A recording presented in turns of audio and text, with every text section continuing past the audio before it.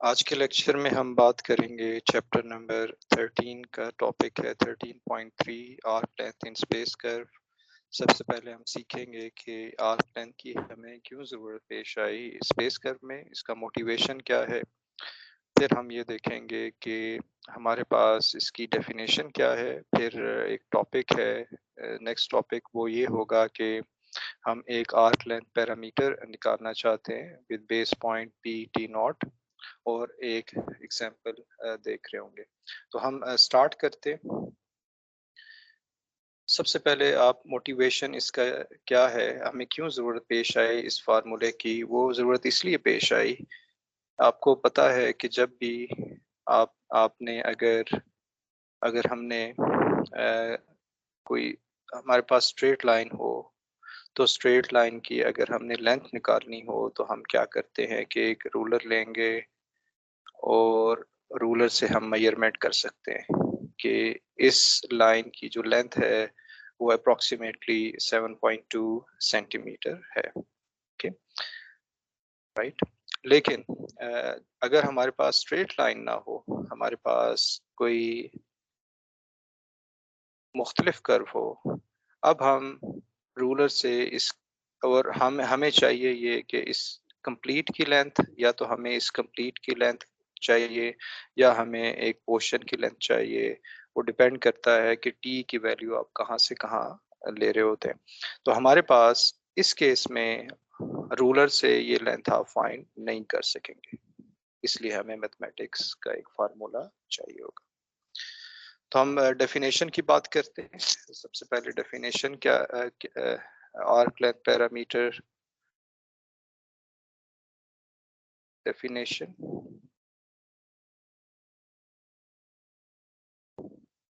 Definition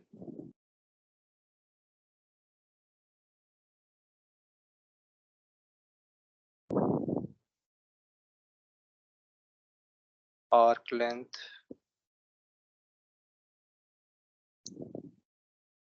arc length ये भी याद रखिए कि जो आर्क लेंथ है, आर्क लेंथ का मतलब ये होता है कि यहाँ से लेकर यहाँ तक लेंथ कोई होगी। ये कितनी लेंथ है इसको हम एल कहेंगे, या यहाँ से लेकर किसी सेकंड पॉइंट से लेकर इस पॉइंट से लेकर यहाँ तक जो लेंथ होगी, ये हमारे पास क्या लेंथ है।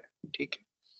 तो ये सारी जो है, अगर आपने कंप्लीट कर्व की लेंथ फाइंड करनी है, जिसको आप कंप्लीट कर्व की लेंथ फाइंड करनी है, यहाँ से स्टार्ट करेंगे और यहाँ तक, तो ये सारी जो लेंथ है ये भी एल ही कहलाएगी। तो आर्क लेंथ का फार्मूला हम देख लेते हैं। आप थॉमस कैलकुलस 13.3 को फॉलो करेंगे तो उसकी जो वर्डिंग है वो आप देख सकेंगे। तो एल हमारे पास है, L is equal to L is equal to L is equal to A to B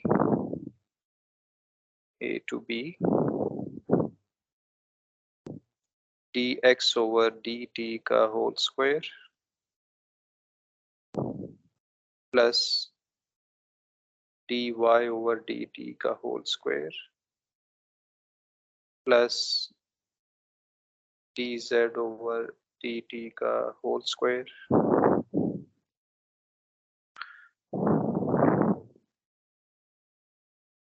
D t. जब आप इस को इंटीग्रेट करेंगे तो आपको लेंथ ऑफ द कर्व मिल जाएगी t is equal to a से लेकर t is equal to b तक। आप इस फार्मूले को देखें, आपको याद है कि जो वेलोसिटी वेक्टर है, वेलोसिटी वेक्टर आप लिख रहे होते हैं, velocity vector is dx by dt I plus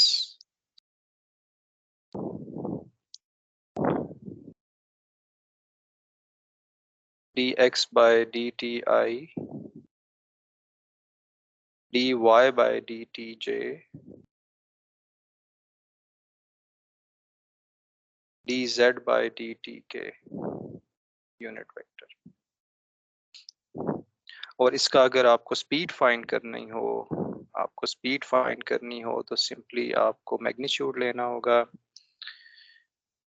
और जब आप मैग्नीट्यूड लेंगे तो ये हमें मिल रहा होगा dx/dt whole square plus dy/dt whole square plus dz/dt whole square. तो इसको जब आप पुट करेंगे इस फार्मूले में, ये जो फार्मूला आपके सामने है इसमें पुट करेंगे तो हमें सिंपली लेंथ मिल जाएगी a to b,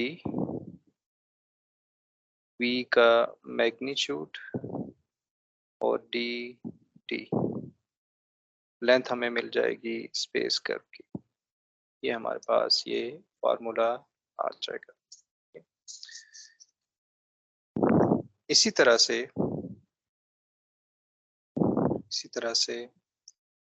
जब आप बात करते हैं आर्क लेंथ पैरामीटर की, आर्क लेंथ मुझे यहाँ लिखना चाहिए, आर्क लेंथ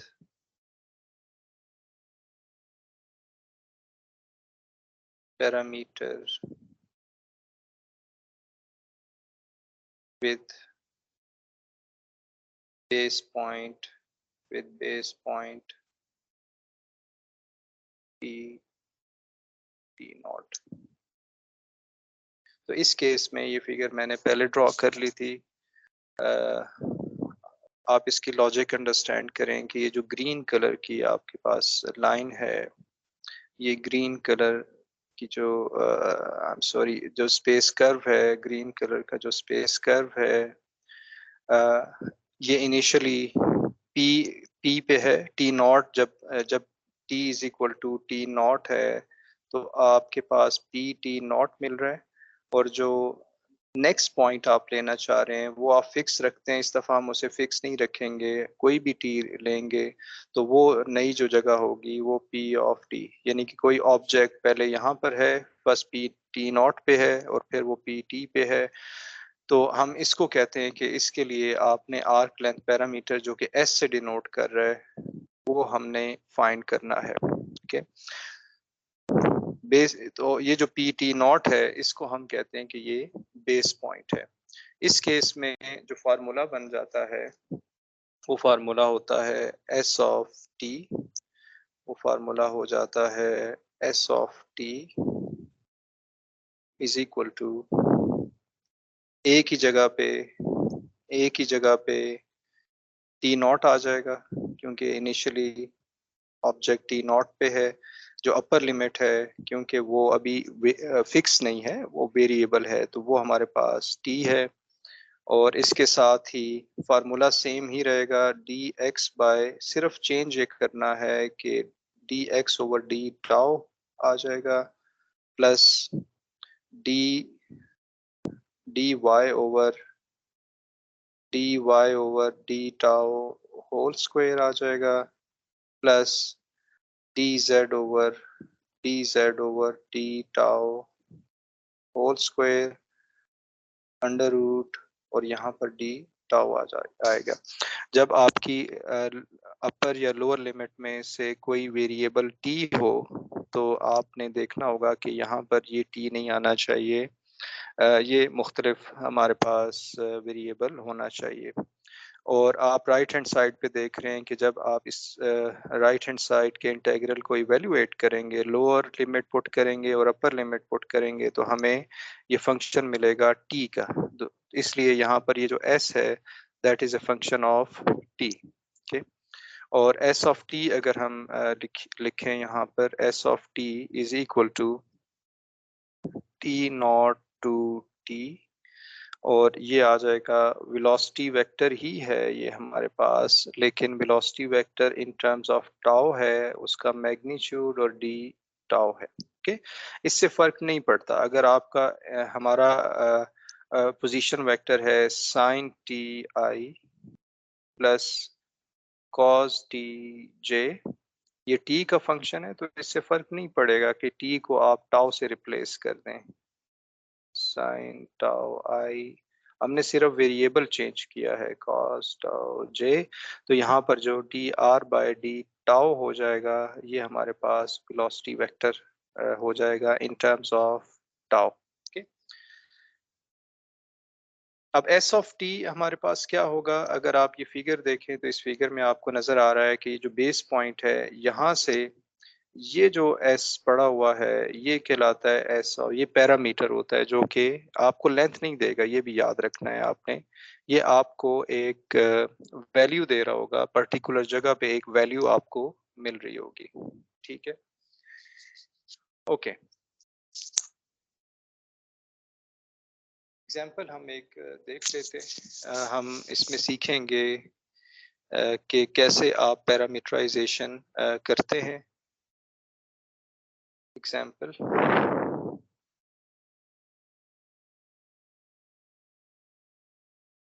क्वेश्चन है कि फाइंड द आर्क लेंथ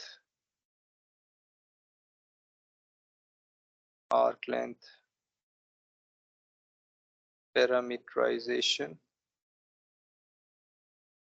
बाज लोग इसको रीपैरामीटराइजेशन भी कहते हैं, reparameterization of a curve at T naught is equal to 0। T naught is equal to 0 यानी बेस पॉइंट जो टी नॉट आपने 0 रखना है और पी ऑफ 0 पे आपने ऑब्जेक्ट को देखना है और उसके लिहाज से आपने रीपैरामीटराइजेशन करनी है। और जो हमारे पास वेक्टर फंक्शन है वो है cos T I plus sign T J plus T के यूनिट वेक्टर। यहाँ से जो वेलोसिटी है वो हम निकाल सकते हैं। वेलोसिटी हम निकाल लेंगे, वेलोसिटी हम इसकी पैरामीटराइजेशन अब करने जा रहे हैं।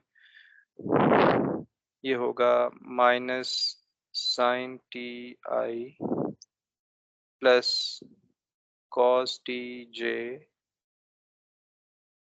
Plus K unit vector. ये हमने वेलोसिटी निकाल ली है। वेलोसिटी इसलिए निकाली क्योंकि इस फार्मूले में हमें वेलोसिटी चाहिए पैरामीटराइजेशन करने के लिए। ये एस जो है, this S is just parameter, ये हमने फाइंड करना है। तो एस हमारे पास आ जाएगा एस ऑफ टी। हमारे पास स्टार्टिंग पॉइंट क्या है, 0 से हम स्टार्ट कर रहे हैं और अपर लिमिट जब पैरामीटराइजेशन में वो हमेशा वेरिएबल होगी तो 0 से टी आ जाएगा। और वेलोसिटी वेक्टर टी, इसका मैग्नीट्यूड, और हमने डी टाउ लिखना है यहाँ पर। और इसका जब आप मैग्नीट्यूड निकालेंगे तो ये हमें इसका आंसर मिल जाएगा 0 टू टी और √2 मिल जाएगा डी टाउ। और इसको जब हम सॉल्व कर लेंगे तो ये आ जाएगा 2√टाउ। इसमें लोअर लिमिट 0 है, अपर टी है, तो ये 2√t आ गया। यानी आप देख रहे हैं कि s is a function of simply t। अब ये हमने पैरामीटर निकाल लिया है,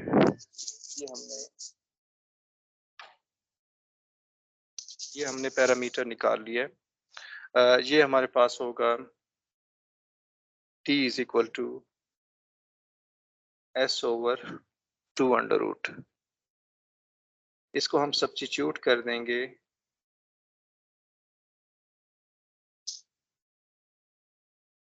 substituting this into r of t में हम पुट कर देंगे।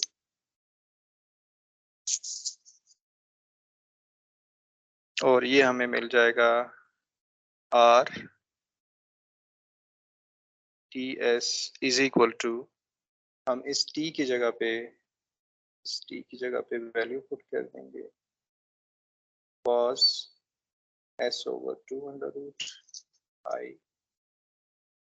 Plus sign s over 2 under root j plus s over 2 under root k vector. तो इनिशियली हमारे पास जो पैरामीटराइजेशन, हमारे पास जो पोजीशन वेक्टर था वो था cos of ti plus sign of T J plus T के यूनिट वेक्टर। इसकी हमने पैरामीटराइजेशन कर ली है, यानी कि ये दोनों एक ही कर्व बना रहे होंगे, सेम कर्व हमें मिल रहा होगा, सेम कर्व हमें यहाँ पर मिल रहा होगा। तो ये हमने एग्जाम्पल इसकी कर ली है। तो आज का लेक्चर हम ख़त्म करते हैं। Thank you.